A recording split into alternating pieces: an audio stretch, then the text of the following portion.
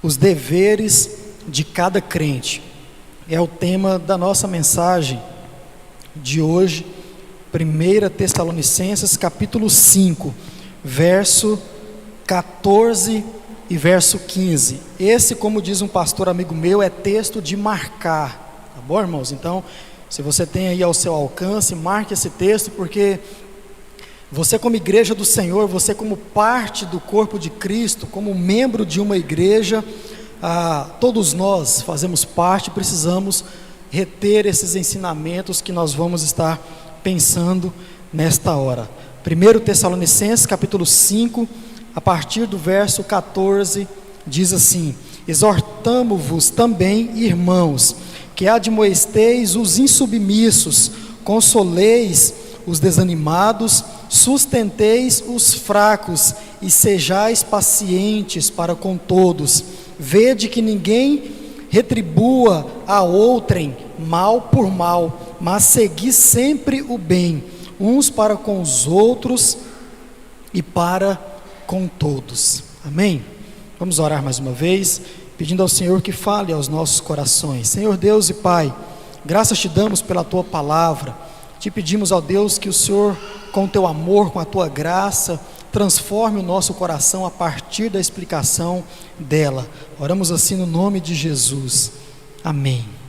Eu gosto muito, irmãos, da carta aos Tessalonicenses, tanto a primeira quanto a segunda, porque ela tem sérias ordenanças para as nossas vidas, para a vida de toda a igreja, e em uns poucos versículos nós já podemos aqui tirar muitas lições para as nossas vidas a partir desta carta. Por exemplo, se você for ver a partir do verso 12 e o verso 13, você vai ver orientações de Paulo para aquela igreja e também para a nossa hoje, sobre como a igreja deve tratar o seu pastor. Versículo 12 e 13, então, para você ver se você está tratando bem o seu pastor, leia o texto, né, irmã Olinda?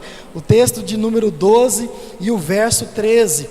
O texto que nós acabamos de ler vai falar sobre o tratamento da igreja em si, de como nós devemos nos tratar de forma mútua. Então, para você ver se você está tratando bem o seu irmão de forma digna, como a palavra do Senhor requer, nós vamos aprender isso nessa noite.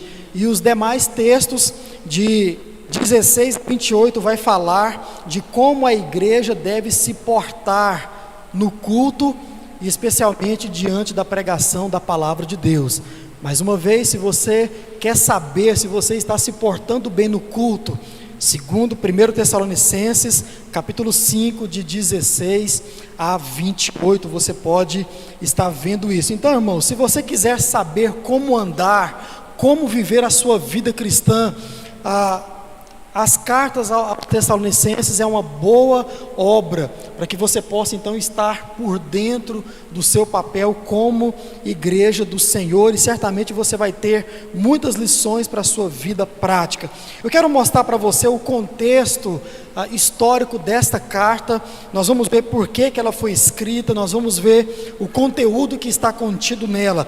Primeiro, o contexto histórico. Essa carta foi escrita para uma igreja que estava em perseguição por causa daquilo que estava sendo pregado ali naquela cidade, que era o evangelho puro e verdadeiro. Quando você abre a sua Bíblia em Atos capítulo 17, e se eu fosse você, marcava todo esse capítulo, e também o verso 18, você vai perceber qual é o contexto histórico onde Paulo está, pelo qual o leva a escrever essa carta para esses irmãos. E você vai perceber algumas coisas ali no capítulo 17 de Atos. Por exemplo, Paulo então ele sai na sua segunda viagem missionária e passa por alguma cidade. Então chega até a cidade de Tessalônica, e ali, como de costume, como ele fazia em toda cidade que ele chegava, ele procurava primeiro uma sinagoga, para que ele pudesse expor o Antigo Testamento e pregar a palavra de Deus para aquele povo, trazendo para eles aplicações para a vida diária, assim como nós vamos fazer nesta noite, expor a palavra de Deus e depois reter algumas aplicações para as nossas vidas. E por causa daquilo que ele pregava, ele foi então perseguido. O povo começou a ter inveja de Paulo e dos seus companheiros, Silas e Timóteo. Os judeus tiveram inveja deles e começaram a perseguir. Tem um nome curioso no capítulo 17 de Atos, que é um homem que se chama Jasão. Provavelmente foi um homem que se converteu ali com a pregação de Paulo, onde muitos se converteram. Diz o texto de Atos que homens se converteram, mulheres importantes, mulheres da alta sociedade também se converteram com a pregação de Paulo, e esse homem, Jasão, se converteu.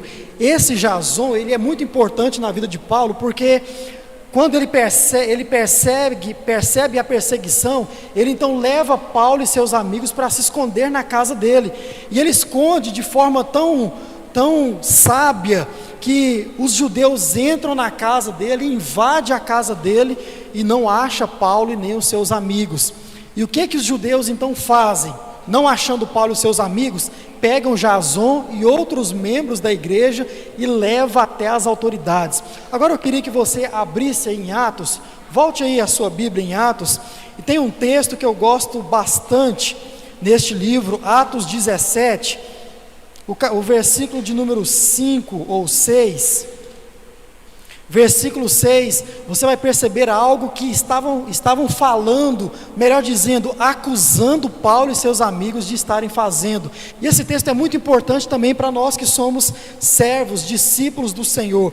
Atos 17, o verso 6, marca na sua Bíblia, que diz assim, isso é os homens com inveja falando para as autoridades a respeito de Paulo e seus amigos, não os achando. Por que eles não os acharam? Porque estavam bem escondidos ali. Porém trouxeram Jasão e alguns irmãos à presença das autoridades da cidade, gritando: estes que têm revolucionado o mundo chegaram também até aqui. Olha só a acusação que estavam fazendo de Paulo e seus amigos. Olha só, nosso rei, nossa autoridade, esses homens que têm passado pelo mundo todo pregando, fazendo todo esse alvoroço, agora chegou aqui na nossa cidade, vê se pode. E ele continua dizendo, verso 7, os quais Jasão recebeu em sua casa, todos estes agem contra os decretos de César, dizendo que há outro rei, Jesus. Olha que boa acusação que estavam fazendo de Paulo. Irmãos, oxalá, quem dera que a respeito de mim, a respeito de você, fizessem a mesma acusação. E se você for prestar atenção aqui no contexto em que esses homens estão, irmãos, eles não tinham absolutamente nada daquilo que nós temos hoje em dia. Hoje, como nós citamos, nós temos a tecnologia, nós temos as nossas próprias redes sociais, onde nós poderíamos estar proliferando dia após dia a palavra de Deus, onde nós poderíamos estar colocando ali coisas que fizessem diferença na vida de outras pessoas. Mas infelizmente, ao invés disso, nós postamos coisas que não vai mudar a vida de ninguém, e muito pelo contrário, muitas coisas até fazem pessoas perderem tempo olhando. Tem pessoas que eu tenho aqui nos meus contatos, que quando eu vejo que fulano postou alguma coisa, não vale a pena nem olhar, ou é comida, normalmente é comida, né? Mas você poderia estar usando isso também, assim como esses homens faziam, sem tecnologia. Eles não tinham nada para andar, eles tinham uma sandália e força de vontade, esperança futura, e assim diz o texto que eles saíram por todo o mundo com essa condição e alvoroçaram. Outra versão diz que eles têm alvoroçado o mundo, agora chegaram também até aqui na nossa cidade. Irmãos, bom fosse se outras pessoas nos acusassem de estar levantando o nome do nosso Senhor Jesus Cristo aqui na nossa cidade. Fica aí para a gente estar pensando a partir disso. Então Paulo e seus companheiros, eles foram retirados daquela cidade. Se você for dar sequência aí à leitura, você vai ver que Jasão, depois que aconteceu tudo isso, eles pagaram a fiança de Jasão, e Jasão então foi liberado junto com os outros irmãos. E quando escureceu, Jasão mandou Paulo e seus companheiros para outra cidade, para Bereia. E o que aconteceu quando Paulo chegou ali naquela cidade? A primeira coisa que ele fez, procurou uma sinagoga e continuou a pregar a palavra de Deus, até que a perseguição chegou ali também. Se você for ler o capítulo 18 de Atos, você vai perceber tudo isso. Paulo chega numa cidade, prega a palavra de Deus, é perseguido. Quando dá, foge para outra cidade, começa a pregar a palavra de Deus, é perseguido, até que em alguns momentos não dá para fugir, e ele então é preso, e ali mesmo na cadeia também, ele ainda prega a palavra do Senhor. Motivos pelos quais essa carta ela foi escrita. Paulo então resolve escrever essa carta aos irmãos, porque Paulo passou muito pouco tempo ali na cidade de Tessalônica. Ele foi para aquela cidade, plantou uma igreja, depois veio a perseguição e aconteceu tudo isso que você acabou de ouvir. Por que ele escreveu essa carta? Por causa da preocupação. Poxa, eu passei muito pouco tempo ali, a palavra de Deus, a doutrina dos apóstolos ainda não estava de forma fixa no coração daqueles irmãos, e Paulo então começou a ficar muito preocupado com isso, porque também não tinha levantado ali uma liderança, porque Timóteo, que era para ter ficado ali, ele ficou depois, ele também teve que fugir, então não ficou nenhuma liderança ali naquela igreja para dar sequência ao ministério que Paulo começou ali. Por causa dessa preocupação, Paulo então escreve essa carta para os irmãos. Aqui Timóteo então, ele traz algumas notícias para Paulo.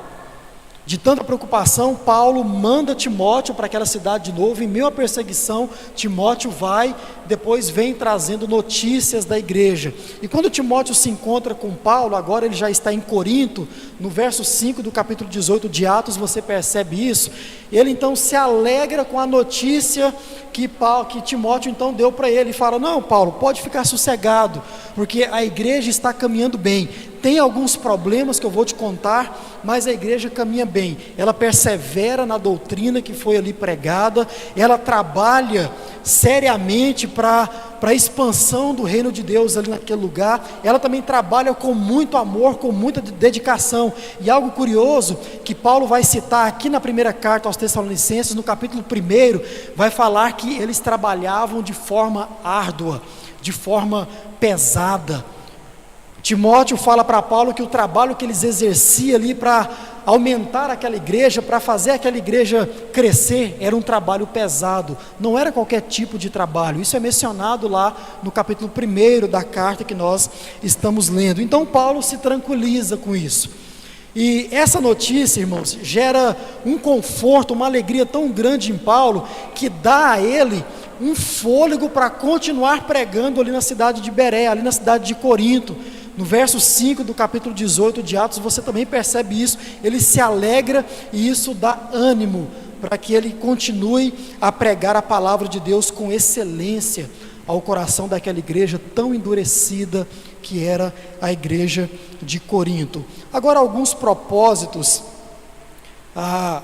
desta carta, o conteúdo que estava nessa carta. Paulo procura responder algumas questões que Timóteo trouxe, que eram também dúvidas daqueles irmãos ali de Tessalonicenses, e também ele aproveita para orientar algumas coisas que ele, como pastor, como líder daquela igreja, ele então achou necessário para que se fosse dito ali para aqueles irmãos. Primeiro, no início da carta, Paulo procura expressar a sua alegria em saber que os irmãos caminham bem, como eu acabei de dizer, no capítulo 1 de 1 aos Tessalonicenses, você percebe isso. Depois, ele procura responder a alguns murmúrios que surgiram, alguns infames que surgiram contra o seu apostolado, contra a sua liderança. Veja bem o perigo de uma igreja ficar sem liderança. A primeira pergunta que eu fiz quando eu cheguei aqui nesta igreja para alguns irmãos ali foi a seguinte: para que é que vocês querem um pastor? A igreja precisa saber disso. Ah não, a gente quer porque está sobrecarregado. Irmãos, esse não é motivo para pastor e para igreja nenhuma. Esse não é motivo. Então a igreja, ela estava passando por esse problema, por falta de liderança. Falsos mestres, falsos profetas, falsas pregações estavam entrando naquela igreja e mudando toda a ideia de liderança que Paulo havia plantado, mesmo em poucos meses. De acordo com os historiadores, Paulo passou somente 2 meses ali naquela cidade, muito pouco para se estabelecer uma igreja com doutrina, com liderança. Essa era uma preocupação e por isso Paulo então estava respondendo. Então essa carta também, irmãos, ela é uma defesa à liderança de Paulo, ela é uma defesa ao apostolado de Paulo para aquela igreja.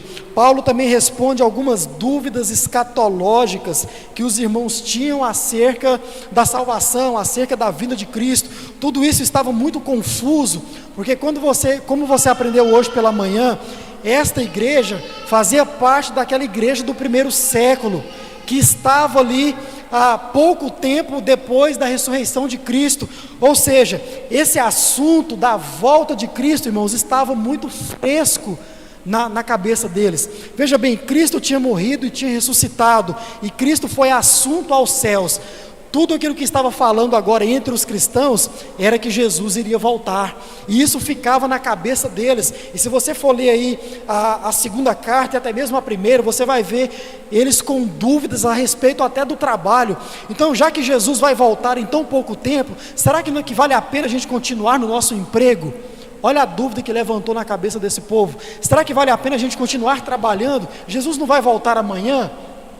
Então Paulo escreve para responder essas questões teológicas também. Aliás, um detalhe, quando você vê Atos capítulo 2, e nós conhecemos aquele episódio como a igreja primitiva, era um dos motivos pelos quais está escrito ali que eles vendiam tudo e repartiam entre aqueles que estavam com necessidade, porque eles também estavam com esse pensamento fresco na cabeça. Espera aí, Jesus vai voltar daqui a pouco, então não tem por que eu ficar juntando riquezas, não tem por que eu ficar juntando dinheiro, porque Jesus vai voltar. Então, já que eu tenho bastante, eu vou repartir, eu vou entregar aos pés dos apóstolos, e ele então vai repartir.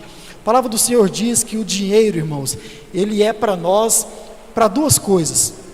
Primeiro, para o seu deleite, para que você gaste consigo mesmo, para que você invista em você, para que você traga lazer, prazer para a sua vida. O dinheiro é para isso.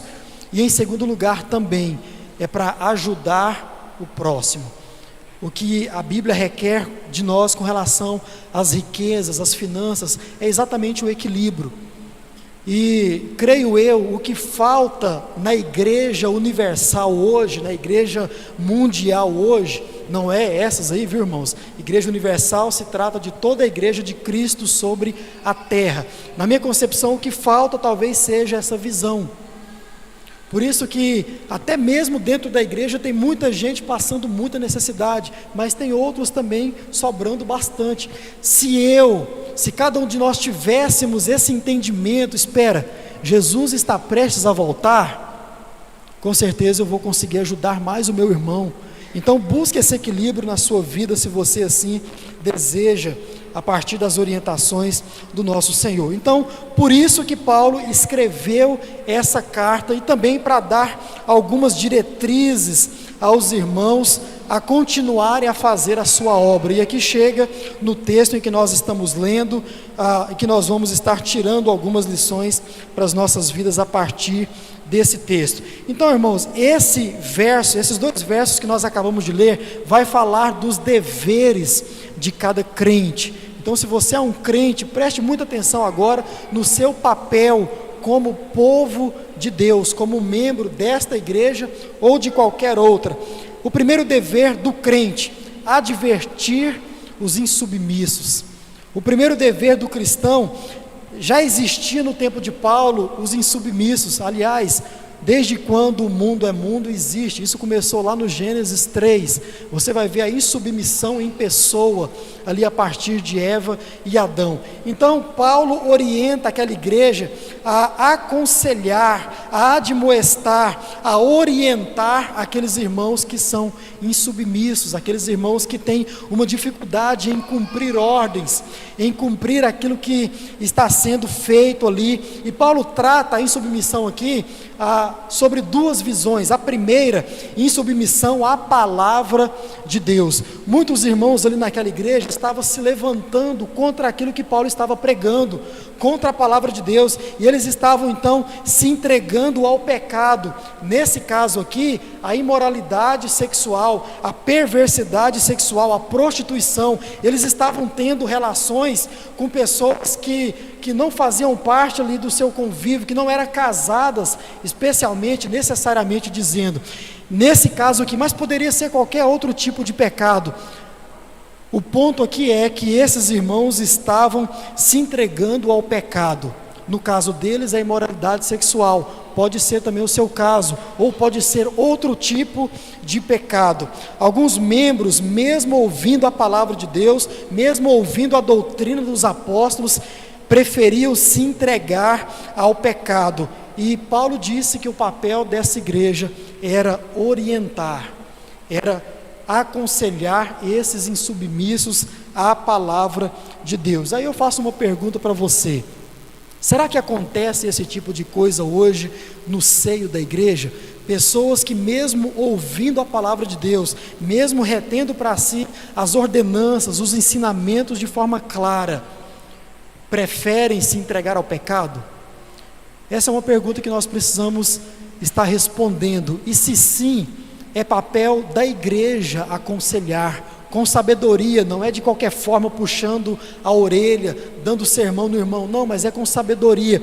Aqui Paulo está crendo que eles estão embasados naquilo que eles já aprenderam a respeito da palavra de Deus, por isso, com sabedoria. A segunda maneira que Paulo trata aqui a insubmissão é exatamente a liderança, e aqui do apóstolo Paulo. Irmãos, isso é incrível. Veja bem, Hernandes Dias Lopes diz que a igreja de Cristo é uma família de ordeiros, ou seja, no meio da igreja precisa haver ordem, como a palavra exige, precisa haver também decência. Aqui Paulo vai falar que naquele tempo, naquela igreja que ele plantou, também tinha os irmãos insubmissos às ordens, às diretrizes. E veja bem, o termo insubmissão aqui também remete a uma linguagem militar, onde era designada a um soldado que não se mantinha em devida formação. Ou seja, insubmissão aqui nesse texto também é usado lá no militarismo, onde um soldado ele preferia andar ou marchar da forma que ele achava melhor. Já imaginou isso? Quem aqui já foi do exército? O irmão não está aqui hoje, né, irmã? Mas ele já foi do exército, sabe que todo mundo marcha para o mesmo local e de forma igualitária. O que Paulo está dizendo aqui? Alguns irmãos preferiam andar de acordo com o seu próprio entendimento, marchar de acordo com o seu próprio entendimento. Paulo então orienta aos irmãos, papel da igreja, aconselhar esses irmãos. Olha, irmãos, aqui nós temos uma ordem, aqui nós fazemos as coisas com um certo equilíbrio, diante de um pensamento, diante de uma visão ministerial, de uma visão espiritual. E o irmão está andando fora de ordem. Os batistas gostam, né? Fora de ordem ou pela ordem, papel da igreja. E aqui Paulo trata desse termo por dois motivos. Primeiro, por que alguém fica fora de ordem dentro da igreja? Primeiro, por causa da preguiça. Se você for ler a sua Bíblia na versão NVI, você vai ver lá que você deve orientar os ociosos. O primeiro motivo pelo qual você deve orientar o seu irmão insubmisso à liderança, talvez por causa da preguiça. Um segundo motivo é por negligência. Negligência. Ele decide por si próprio desobedecer. Ele está vendo que a igreja está caminhando de acordo com o ensinamento, de acordo com uma doutrina, mas ele decide por negligência andar por outro caminho. E se você for ler a segunda carta de Tessalonicenses, você vai ver Paulo sendo muito severo quanto aos insubmissos. Em um determinado momento na segunda carta ele diz: olha, irmãos, se você cumpriu tudo isso, se você orientou, se você aconselhou e não resolveu, Paulo diz para você se afastar dele, porque o insubmisso ele é pedra de tropeço. Se você quer provar isso, e eu aconselho você não pagar para ver, mas ande com um insubmisso, ande com alguém que não sabe cumprir ordens. Você aqui que tem a sua empresa, ou você mesmo que trabalha, sabe que não é possível a convivência ali sem cumprir ordens, sem estar diante daquilo que está estabelecido, não tem como. Quando eu trabalhava, tinha gente também, quando eu trabalhava em outra empresa, tinha gente que chegava lá e queria que as coisas fossem do jeito que acontecia na outra empresa, e a gente, não, aqui funciona dessa forma. Papel da igreja: orientar os insubmissos. Segundo, consolar os desanimados. Por causa da perseguição da vida, por causa da fadiga, por causa das frustrações, muitos crentes desanimam na fé. Muitos crentes, eles se sentem desanimados, eles esmorecem na fé. Irmãos, curioso é que nós vimos isso hoje pela manhã. A palavra de Deus, ela fala aos nossos corações. O Senhor Deus está pronto a falar ao nosso coração. O que nós precisamos é, como João diz em Apocalipse: quem tem ouvidos, ouça o que o Espírito diz à igreja. E diante dessa comparação entre a aula de hoje e o sermão de agora, curioso é que esse sermão estava na minha mesa pronto desde sexta-feira, e esta aula ela foi terminada de gravar. O irmão Nilo está aqui para deixar eu mentir sozinho, 3 horas da manhã, 5 horas da manhã eu terminei de editar, 8 horas da manhã ela foi postada para você assistir. E quando eu me deparei então com aquela aula, com o desânimo que aqueles irmãos também do primeiro século, até porque, como nós falamos aqui hoje, se trata da mesma igreja, eu vi: Senhor, o Senhor deseja falar aos nossos corações. Certamente tem gente cansada, certamente tem gente desanimada, por causa das perseguições, por causa das lutas que acontecem, como você me ouviu dizer hoje pela manhã, e repito: ser cristão não é nada fácil. Não é fácil ser cristão. Por isso que o papel da igreja é animar, consolar aqueles que estão desanimados. O termo original aqui significa desistentes. Desistentes. Tem muita gente que está desistente da vida cristã, está desistindo da fé cristã, por vários motivos. Papel meu e seu é animar esses irmãos. E a recomendação do apóstolo Paulo é para que nós cheguemos até eles e trazemos de volta. Aquele que está caindo, aquele que está desanimado, nós precisamos trazer de volta. Isso é papel da igreja, papel de cada crente. Terceiro papel de cada crente: sustentar os fracos. Paulo trabalha os fracos aqui também em 2 sentidos. O primeiro é o fraco na fé, é aquele que é novo convertido, e nós devemos então estar sustentando, porque a vida é árdua, o aprendizado da vida cristã é trabalhoso, é até difícil, e o papel da igreja é sustentar esses irmãos. E um segundo motivo é aqueles que são fracos espirituais, é aqueles que são doentes espirituais, aqueles que se entregam facilmente ao pecado, aqueles que têm recaída diante do pecado. Papel da igreja: sustentar esses irmãos, ser exemplo para eles, suportar. Conversava com a avó da minha esposa semana passada lá em Goiânia, e ela dizia que eu não sei se sustentar na Bíblia, suportar na Bíblia é quando o irmão está falando uma coisa chata e você tem que ficar ouvindo. Não é, viu, irmãos? Se o irmão estiver fazendo alguma coisa chata, fala: irmão, desculpa, eu não estou afim, tá bom? Esse negócio aí eu não tenho interesse. Não é nada disso que a palavra de Deus te ensina. Suportar é exatamente isso, o que esse púlpito está fazendo com essa Bíblia e com esses eletrônicos. Suportar é exatamente o que esse banco está fazendo com você. Está te suportando, está te sustentando. E é dessa maneira que nós devemos agir também para com o nosso próximo. Agora, uma coisa que nós precisamos ser sinceros é que você sabe que você tem facilidade em evitar alguns pecados, mas você também sabe que você tem dificuldade em evitar outros muitos. Então, diante desse suporte, nós precisamos ser sinceros, para que nós não saiamos por aí dando sermão em todo mundo, falando do pecado de todo mundo, apontando o dedo para o pecado de todo mundo, não. Você precisa ser sincero, porque não é diante de todo o pecado que você tem condições de suportar alguém. Isso cabe à nossa sinceridade. Quarto dever do cristão é ser paciente para com todos. Irmãos, a longanimidade é o que torna o relacionamento entre os irmãos possível e também saudável. Paulo exorta a igreja que tivesse paciência entre si, diante de todo esse processo. Tem gente que abandona o insubmisso, tem gente que aconselha uma vez e depois vê aquele irmão caindo de novo no mesmo erro e fala: esse irmão não tem mais jeito.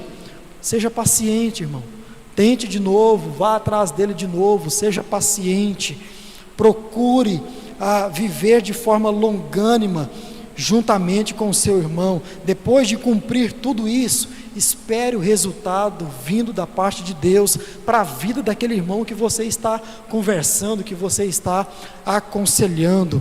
Esse é o papel da igreja, ser paciente uns para com os outros. Quinto e último, nunca pagar o mal com o mal, mas sempre pagar o mal com o bem. Esse é dever da igreja. Dever da igreja. Aprendemos isso com o próprio Paulo.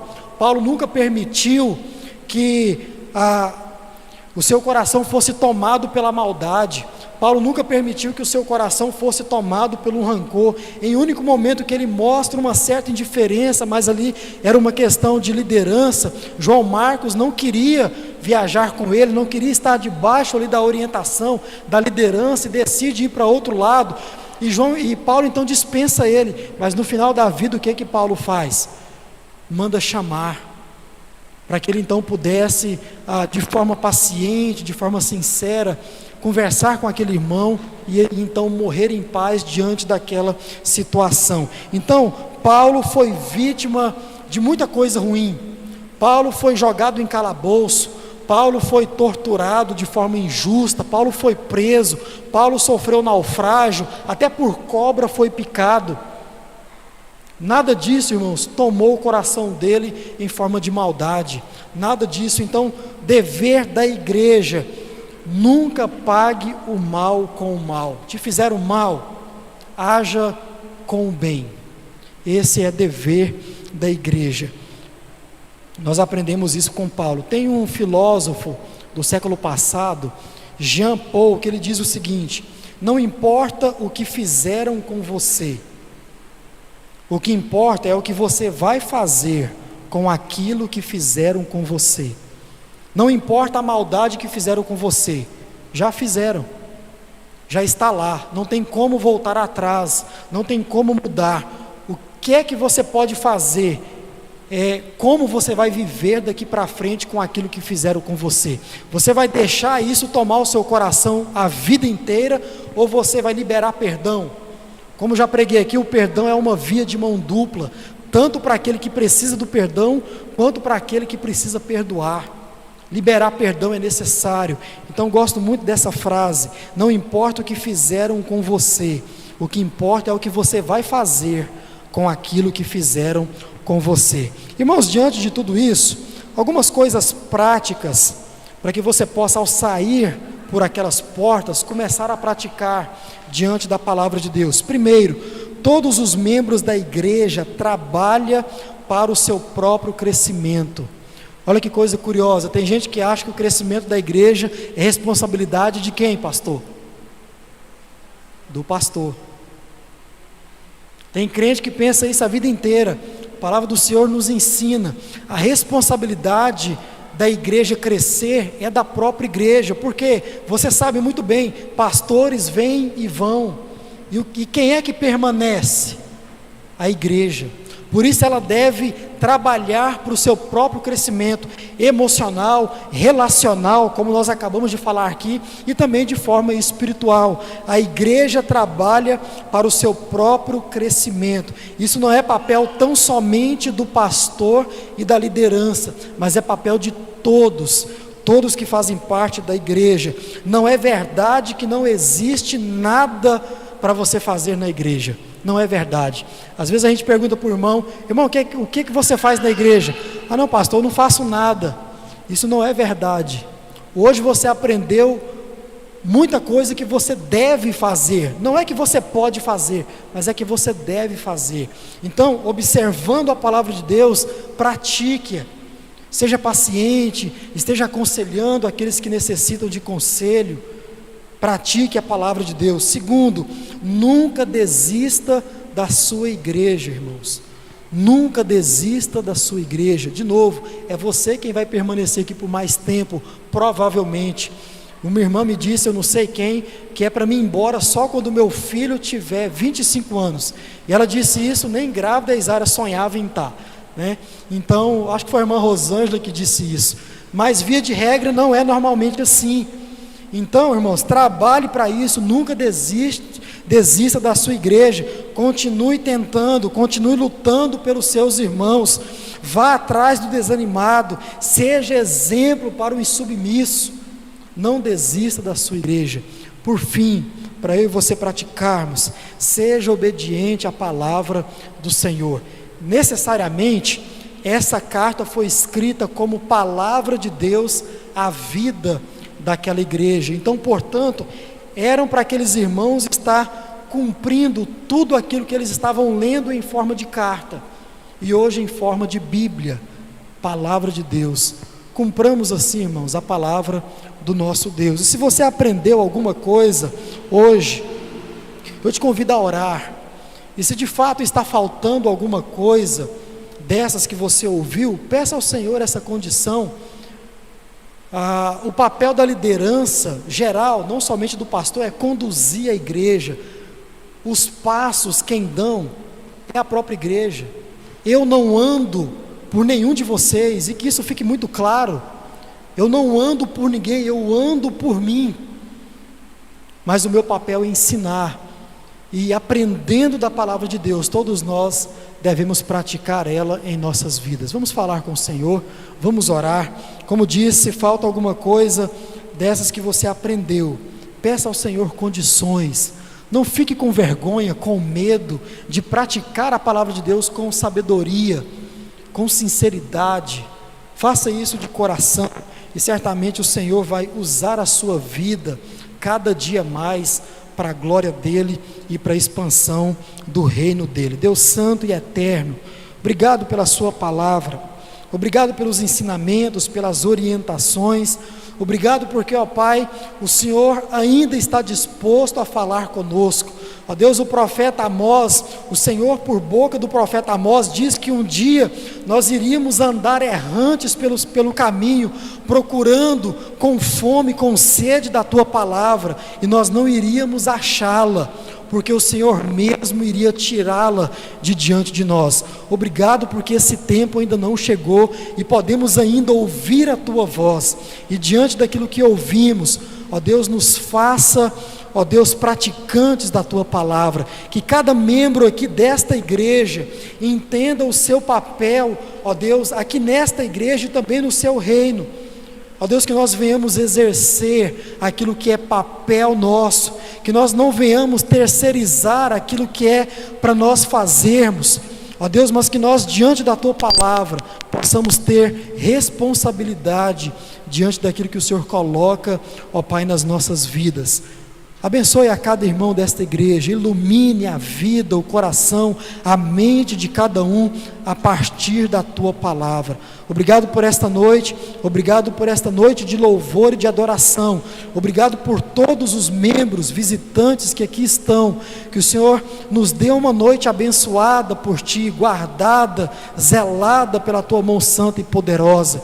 E nos prepare, ó Deus, para mais uma semana de muitas lutas. Ó Deus, é verdade, mas certos de que o Senhor está ao nosso lado. Abençoe a todos nós, no nome de Jesus, amém